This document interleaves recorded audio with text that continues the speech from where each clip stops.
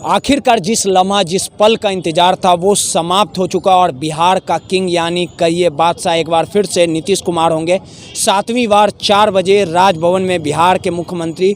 पद की शपथ नीतीश कुमार लेंगे और एनडीए विधायक दल का नेता जिस प्रकार से कल बैठक हुई थी जिसमें विधायक जो एनडीए दल का नेता नीतीश कुमार को चुना गया था और उसके बाद सरकार बनाने का दावा नीतीश कुमार ने राजभवन में आके किया था और उसके बाद 4:30 बजे बिहार के मुख्यमंत्री फिर से एक बार नीतीश कुमार होंगे। आपको तस्वीरों के माध्यम से दिखा रहे होंगे कि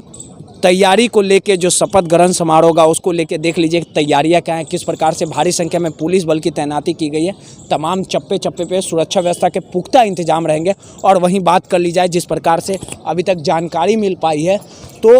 2 जो डिप्टी सीएम होंगे वो बिहार के जो डिप्टी सीएम बीजेपी के होंगे तारकिशोर प्रसाद, रेणु देवी का नाम सामने आ रहा था। तमाम तस्वीरों के माध्यम से देख रहे होंगे कि जो राजेंद्र प्रसाद की प्रतिमा उसके उस ओर जो है वो मुख्यमंत्री आवास है। कुछ घंटों के बाद मुख्यमंत्री राजभवन के लिए चलेंगे। लेकिन अगर आपको इस चुनाव के बारे में बताना चाहेंगे बिहार चुनाव में तो जिस प्रकार से सरकार बन रही है 4 बजे जो है बिहार के मुख्यमंत्री जो है वो शपथ लेंगे और जिस प्रकार से आखिर जो बिहार के मुख्यमंत्री नीतीश कुमार शपथ लेंगे एंड जो मजबूर रहेंगे या मजबूत रहेंगे क्योंकि इस बार बिहार चुनाव जो हुआ जिसमें आंकड़ों की बात कर ली जाए 43 सीट जो है वो जदयू पार्टी नीतीश कुमार जीत पाए और पिछले साल की अपेक्षा की बात कर ली जाए तो काफ़ी कम सीटें हासिल कर पाई और कहीं ना कहीं इस बार बीजेपी को एक भारी बढ़त कही जा सकती है। 74 से 75 सीटें आई। वहीं मुकेश सहनी की बात कर ली जाए तो मुकेश सहनी जो वीआईपी के जो अध्यक्ष भी हैं उनको 4 सीटें आई। जीतन राम मांझी जिनको 4 सीटें आई और कुल आंकड़ा जो है वो 125 का हो पाया। वहीं महागठबंधन की बात कर ली जाए तो महागठबंधन जो है वो 110 सीटें पे ही सिमट गई। एग्जिट पोल लगातार जो तेजस्वी यादव की तरफ इशारा कर रहे थे सरकार बनाने के, लेकिन जैसे जैसे समय बीतता गया जो सरकार जो है वो कहीं ना कहीं एनडीए के पक्ष में आया। लेकिन जिस प्रकार से भले ही बिहार के मुख्यमंत्री नीतीश कुमार बन जाए लेकिन जो दमखम के साथ बिहार के मुख्यमंत्री नीतीश कुमार फैसला लिया करते थे, जो पहले मुख्यमंत्री के टर्म के समय जो नीतीश कुमार फैसला लेते थे बेबाकी से किसी राय को रखते थे और अगर किसी तरह का विरोध होता था किसी फैसले में तो खुल के कहीं ना कहीं नीतीश कुमार जो है वो फ्रंट पे दिखते थे। लेकिन इस बार काफ़ी कुछ झेलने को पड़ेगा सरकार बनने के बाद क्योंकि बीजेपी पूरे तरीके से कहीं ना कहीं हावी दिखेगी क्योंकि जो चेहरे पे जो बीजेपी जिन चेहरों पे लगातार पिछलग्गू होकर नीतीश कुमार के साथ सत्ता में रहती थी लेकिन इस बार काफ़ी दम बीजेपी में दिखेगा क्योंकि बीजेपी ज़्यादा सीटें और यही कारण है कि 2 डिप्टी सीएम बीजेपी के रहेंगे। सुशील मोदी का पत्ता साफ हो चुका है। लगातार सुशील मोदी ये चाहते थे कि डिप्टी सीएम सुशील कुमार मोदी हो क्योंकि जय वीरू की ये दोस्ती रहती थी। और देख लीजिए तस्वीरों के माध्यम से किस प्रकार से जो है मीडिया का यहाँ पे जमावड़ा है। पूरी तरह से हलचल जो है वो काफ़ी तेज़ हो चुका। और सबसे चीज़ आपको समझना पड़ेगा, अगर इस बार जो 2020 की जो चुनाव हुआ है 2015 की बात कर ली जाए तो 2015 में चुनाव जो हुए थे नीतीश कुमार और राजद ने चुनाव लड़ा था। मुख्यमंत्री नीतीश कुमार बनते 2 सालों में ये सफ़र टूट जाता और उसके बाद जो है फिर वो बीजेपी के पास चले जाते। लेकिन इस बार अगर जदयू की बात कर ली जाए तो जदयू में जो मंत्री जो बड़े चेहरे थे जिनके दमखम पे सत्ता में नीतीश कुमार आते थे वो इस बार कहीं ना कहीं चुनाव हारने का काम किया। और सबसे बड़ा अगर सरकार बन भी जाती है लेकिन सीधे तौर पे कई लोगों ने यहाँ तक सवाल उठा दिए हैं कि ये सरकार ज़्यादा दिन तक नहीं चल पाएगी क्योंकि बीजेपी जो है वो फ्रंट से आकर इस बार फैसला करेगी। भले ही चेहरा नीतीश कुमार का ला दिया गया हो लेकिन मजबूर इस बार सीएम नीतीश कुमार होंगे। लगातार जो विपक्ष के नेता हैं आरजेडी के तमाम जो नेता वो भी इस सवाल को कहीं ना कहीं उठाने का काम कर रहे हैं। और जिस प्रकार से इस बार जो नतीजे हैं महागठबंधन में कहीं ना कहीं जो है वो आपाधापी जो है वो शुरू हो गई है। जो शिवानंद तिवारी हैं राजद के नेता हैं उन्होंने सीधे तौर पर हार का ठेकरा जो महागठबंधन में जो पार्टी शामिल है कांग्रेस उस पर कहीं ना कहीं फोड़ने का काम किया और सीधे तौर पे कहा कि राहुल गांधी जितनी सभा करनी चाहिए थी वो नहीं कर पाई। वहीं प्रियंका गांधी का बिहार दौरा नहीं हो पाया, ज़्यादा सीटें दे दी गई। कांग्रेस एक समय था कि बिहार की सत्ता में थी लेकिन बदलते के समय के साथ कांग्रेस जो दमखम होना चाहिए था वो कहीं ना कहीं बिगड़ गया और ये सरकार 5 सालों तक चलेगी या नहीं चलेगी, ये भी कहीं ना कहीं कहा नहीं जा सकता। और अगर बीजेपी की बात कर ली जाए तो बीजेपी इस चीज़ को भली भांति समझती है, भले ही वो सीट ज़्यादा ला दी हो, अपने 2 डिप्टी सीएम भी उतार देंगे, लेकिन अगर ज़्यादा नीतीश कुमार पर प्रेशर डाला जाएगा तो वो समझ सकते हैं कि 2015 वाली वो तस्वीर कहीं ना कहीं दोहरानी ना पड़ जाए, क्योंकि नीतीश कुमार कहीं बाहर से अगर समर्थन दे देते तो फिर राजद जो है कहीं ना कहीं एक मजबूत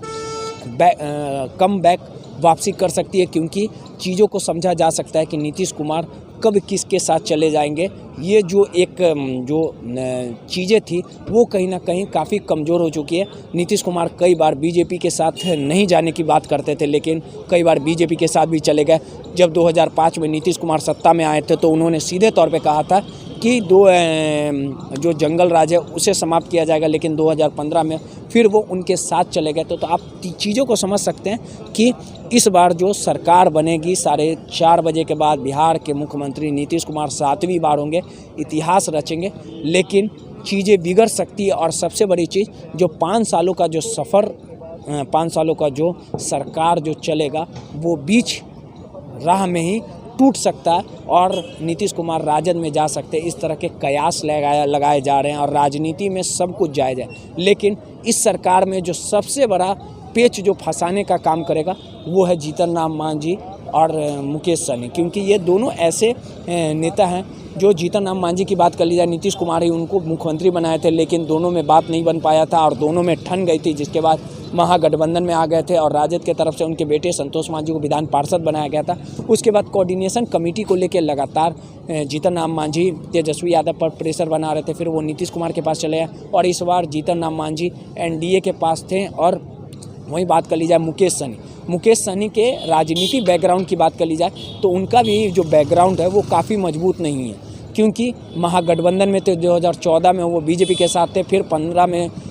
जो महागठबंधन के साथ आ गए। इस बार जो चुनाव हो रहा था, संयुक्त प्रेस वार्ता हो रही थी, उसमें भी बीच प्रेस वार्ता में महागठबंधन से नाता मुकेश सहनी ने तोड़ दिया था। तो तमाम ये 2 ऐसे बड़े नेता हैं जो कभी भी जो है खेल बिगाड़ सकते हैं और अपना फ़ायदे के लिए कहीं ना कहीं वो महागठबंधन के भी पास जा सकते हैं, क्योंकि राजनीति में सब कुछ जायज़ है। और जिस प्रकार से जानकारी मिल पा रही है कि मुकेश सहनी मंत्री होंगे, और वहीं बात कर ली जाए जीतन राम मांझी की, तो वो भले ही मंत्री ना बने, लेकिन उनके बेटे या उनके किसी भी एक विधायक को मंत्री बनाया जा सकता है। तो सीधे तौर पे कहा जा सकता है कि सरकार भले ही बन जाए, लेकिन जिस काफ़ी दमखम के साथ बिहार के मुख्यमंत्री नीतीश कुमार जब सरकार में थे और फैसले लेते थे, क्योंकि उनके पास बहुमत था, लेकिन 2020 में जो है वो खेल बिगड़ चुका है। जो तस्वीर नीतीश कुमार जो सीटें होनी चाहिए थी वो नहीं है। इस बार बीजेपी पूरे तरीके से कहीं ना कहीं हावी रहेगा और विधानसभा अध्यक्ष को लेके जो लगातार खींचतान चल रहा था, लगातार जदयू चाहती थी कि विधानसभा का जो अध्यक्ष हो वो उन्हीं का कहीं ना कहीं पार्टी का कोई नेता हो, लेकिन बीजेपी ने प्रेशर दिखाया और बिहार विधानसभा का अध्यक्ष का जो कुर्सी है वो बीजेपी के पाले में गई है। तो सीधे तौर पे कह सकते हैं कि मजबूरी कहिए या मजबूती कहिए, ये तमाम चीज़ें जो है वो जब सरकार बनेगी, जब नीतीश कुमार शपथ लेंगे और जब सरकार बनना के बाद जब टर्म शुरू होगा तो किस तरह से बिखराव होता है, या बीजेपी जदयू का जो दामन था, जो मजबूती के साथ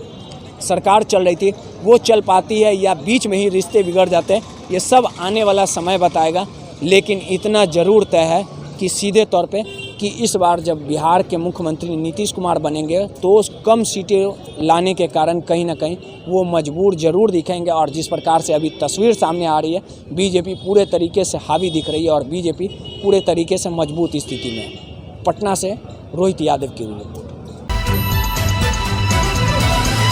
NBC 24 सच की ताकत।